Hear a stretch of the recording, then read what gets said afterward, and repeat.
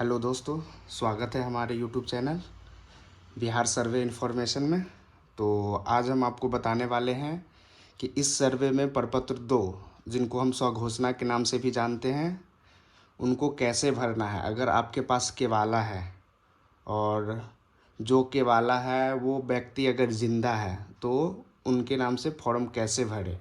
और ख़ासकर ये बात का ध्यान रखिए कि इस सर्वे में जो प्रपत्र 2 है वो आपको सबसे पहला प्रक्रिया प्रपत्र 2 का ही होता है, जिसको हर हाल में आपको जमा करना ही है। अगर आप प्रपत्र 2 जमा नहीं करते हैं तो फिर आने वाला दिन में आपको कठिनाई का सामना करना पड़ सकता है।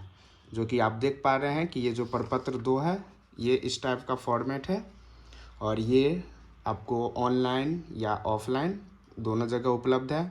ऑनलाइन DLRS के साइट पे आप जाके वहाँ पे डाउनलोड कर सकते हैं, या तो जो निकटतम शिविर होंगे जो सर्वे से रिलेटेड, तो वहाँ पे जाके सर्वे अमीन या तो ऑफिस में जाके आप ले सकते हैं। तो आइए हम स्टार्ट करते हैं प्रपत्र 2 कैसे भरना है। सबसे पहले जो आप ऊपर देख रहे होंगे कि राजस्व ग्राम लिखा हुआ है, तो राजस्व ग्राम में जहाँ का ज़मीन है उसका ब्यौरा देना है। तो राजस्व ग्राम हम अपना एग्जाम्पल के तौर पे ले रहे हैं। बाकी आप जो आपका केवाला, जो आपका खतियान या आपके पास जो भी ज़मीन संबंधित डॉक्यूमेंट्स है उसमें जो राजस्व ग्राम जहाँ पे आपका ज़मीन पड़ता है उसका नाम लिखना है। तो ये हम लिख दे रहे हैं।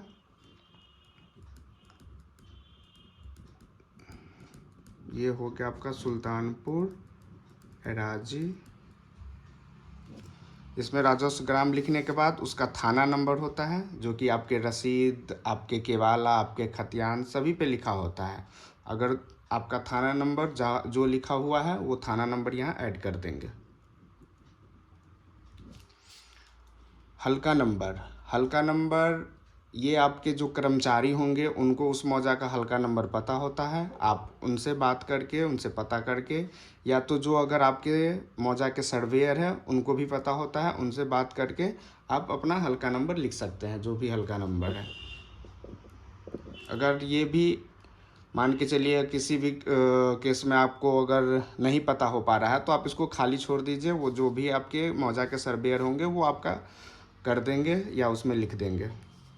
फिर सुल्तानपुर अराजी ये राजस्व ग्राम हो गया। उसका पुलिस थाना, जो आपके मौजा का पुलिस थाना होगा उसका यहाँ पे नाम लिखना है।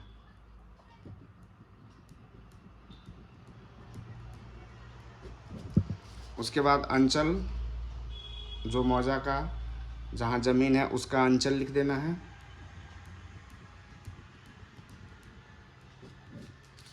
जिस ज़िला में आपका ज़मीन है उस ज़िला का नाम लिख देना है।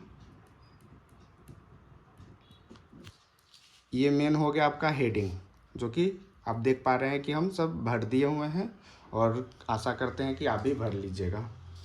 अब यहाँ पे लिखा हुआ है रैयत का नाम, सहिस्सेदार का नाम एवं अंश अगर कोई हो सहित एवं पिता का नाम।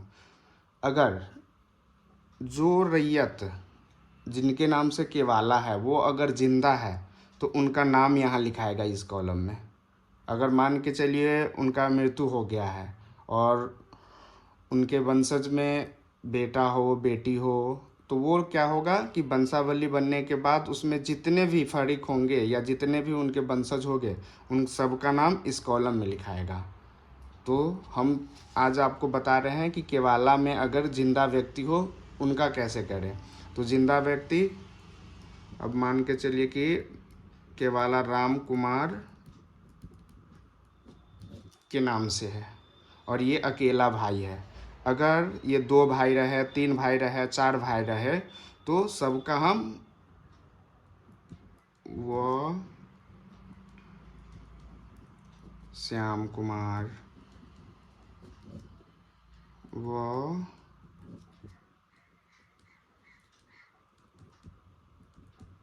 नंद किशोर, ये 3 भाई अगर रहे तो हम तीनों भाई का लिख दिए हैं। इनका पिता,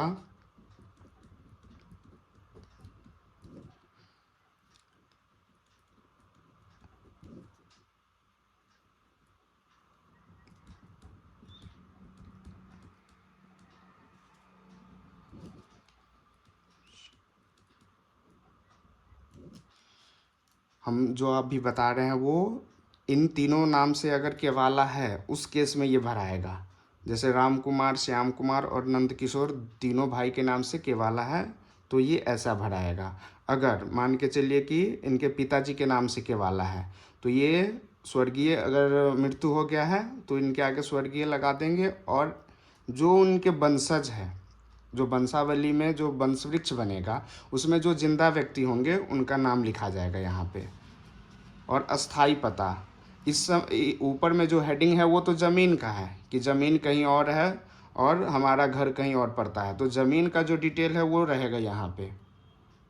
तो यहाँ ज़मीन का डिटेल होने के बाद अब हम आते हैं यहाँ पे, ये रैयत जिनका घर जहाँ पड़ता है उनके आधार कार्ड में जो भी एड्रेस है वो यहाँ लिखा जाएगा। जैसे सबसे पहले हम ग्राम लिख देंगे, फिर उसके बाद पोस्ट लिख देंगे, आपका जहाँ थाना पड़ता है वो लिखा जाएगा, उसके बाद आपका ज़िला लिखा जाएगा, उसके बाद आपका पिन कोड लिखा जाएगा। ये आप मान के चलिए इसको, इसका गांव हो गया, पोस्ट हो गया, थाना हो गया, ज़िला हो गया, और इनका पिन कोड जो होगा, पिन कोड। इसके बाद आपका जो जाति है वो जाति यहाँ ज़रूर लिखते हैं, क्योंकि जब भी खतियान बनेगा उस समय जाति की ज़रूरत होगी। अगर आप जाति का नहीं लिखते हैं तो आपको फिर आपके सर्वेयर जो होंगे वो आपको कॉल करेंगे या आपसे पूछेंगे, तो बेटर है कि आप जब भी स्वघोषणा भरें तो उसमें जाति का जिक्र ज़रूर कर दें।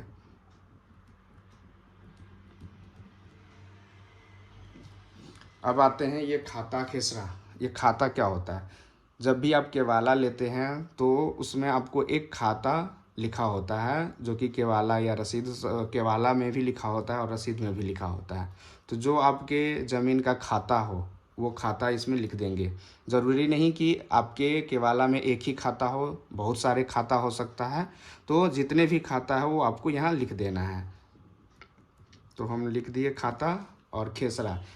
जैसे खाता 108 हो गया तो इसमें जितना भी खेसरा होगा, अगर मान के चलिए इसमें 4 खेसरा है तो इसके सामने में 4 खेसरा लिख देंगे, फिर नेक्स्ट खाता का फिर जितना खेसरा होगा वो लिख देंगे। अगर एक पेज में नहीं अटता है, अगर मान के चलिए आपके पास 10-20 खाते का है तो आप इसको एक्स्ट्रा कर करके उसके आगे लिख सकते हैं। जैसे खेसरा हो गया ये 1018 हो गया, 1020 हो गया, 3 हो गया और ये 8 हो गया। ये हमारा 4 खेसरा हो गया।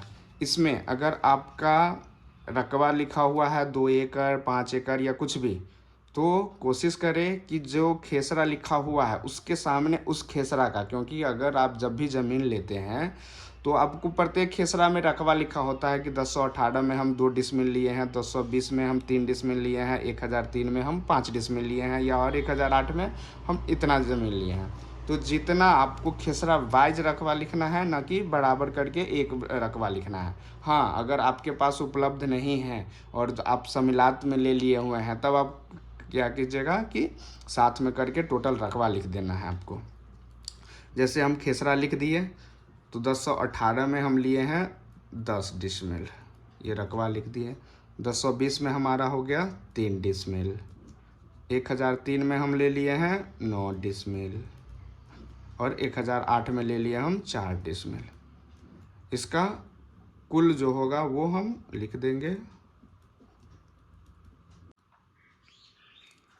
ये 9 4 13, 3 16 10 26 डिसमिल आपका ज़मीन हो गया कुल, ये लिखा गया। उसके बाद आता है चौहद्दी।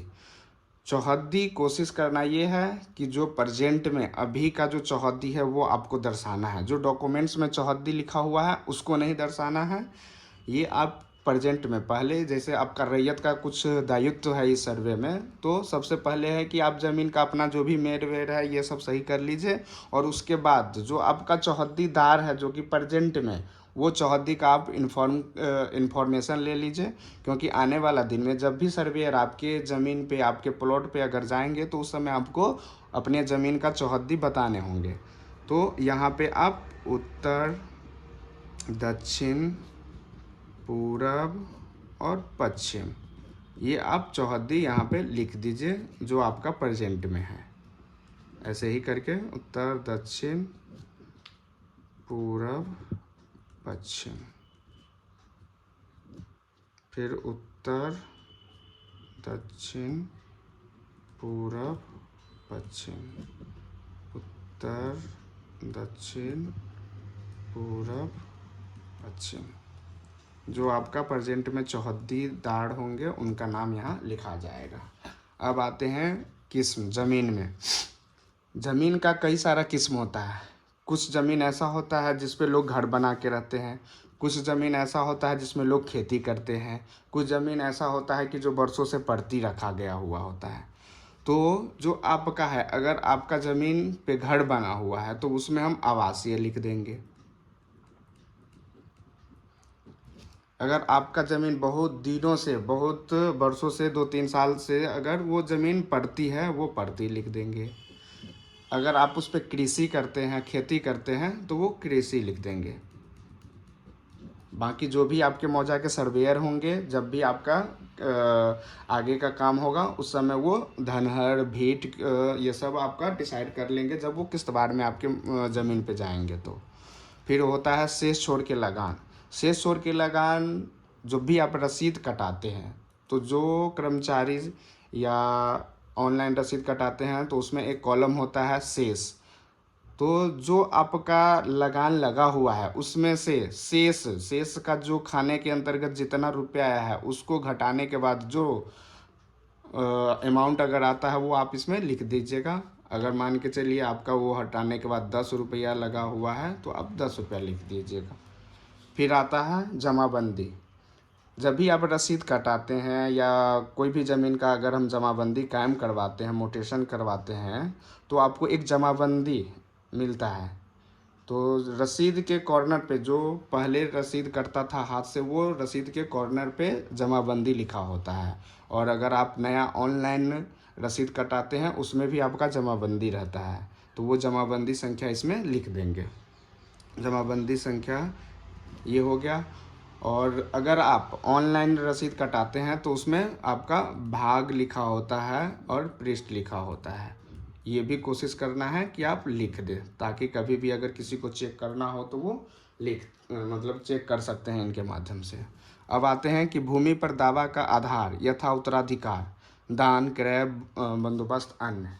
ये कह रहा है कि भूमि पे दावा, जो आप भूमि पे दावा कर रहे हैं कि सर ये मेरा ज़मीन है, तो वो किस टाइप का ज़मीन है, आप कैसे उस पे दावा कर रहे हैं। तो इसमें होता है कि अगर आप केवाला लिए हुए हैं तो आप किसी से खरीदे होंगे तभी आप केवाला लिए होंगे। अगर आप केवाला लिए हैं तो यहाँ पे क्रय लिखा जाएगा। अगर आप मान के चलिए कि केवाला लिए हुए हैं बट हमारे पिताजी मर गए हुए हैं, जो कि हम शुरुआत में आपको बताए हुए थे, तो उस केस में हो जाएगा कि यथा उत्तराधिकार, कि हमारे पापा थे, हमारे दादा थे और वो मर गए हुए हैं, उनकी मृत्यु हो गई है, तो उस केस में कि वो हम उनके उत्तराधिकारी हैं, उनका जो भी संपत्ति होगा वो मेरा होगा, तो उस केस में हम उत्तराधिकार लिखेंगे। अगर कोई आदमी आपको दान दिया हुआ है तो दान एक मौखिक होता है कि आपको वैसे खाने पीने के लिए दे दिया जाता है, बट अगर आपको डीड करके आपको अगर दान दिया गया हुआ है तो हम दान पत्र के माध्यम से तो दान लिख देंगे। फिर बंदोबस्त, अगर सरकार के द्वारा गरीब आदमी के लिए रहने के लिए एवं खाने मतलब अपने पालन पोषण करने के लिए कुछ बंदोबस्त किया जाता है, तो ऐसा अगर आपकी प्रकृति है, ऐसा नेचर की है, तो आपको बंदोबस्त लिखना है। बाकी अगर इस तीनों चारों के अलावा अगर आपके पास कुछ एक्स्ट्रा कुछ अलग टाइप का ज़मीन है तो वो हम अन्य में डाल देंगे। अभियुक्ति अगर कोई हो, अभियुक्ति में है कि अगर आपका कोई भी चीज़ इधर छूट गया हुआ है या वो नहीं अट पा रहा है तो आप अभियुक्ति कॉलम में, या कुछ अगर उस ज़मीन पे कोई वाद विवाद चल रहा है तो उसका वाद संख्या इसमें लिख सकते हैं, बाकी इसको खाली छोड़ देना है। और यहाँ पे स्थान, आप जहाँ के लिए फॉर्म भर रहे हैं, जहाँ आप जमा कर रहे हैं, क्योंकि आप घर मतलब ज़रूरी नहीं है कि जहाँ आपका ज़मीन है वहीं पे आपका घर हो। घर का स्थान ना लिख के जहाँ आपको जमा करना है, तो हमको अमरपुर अंचल में जमा करना है तो हम अमरपुर लिख देंगे। जिस तिथि में आपको जमा करना है उस तिथि का डेट डाल देंगे।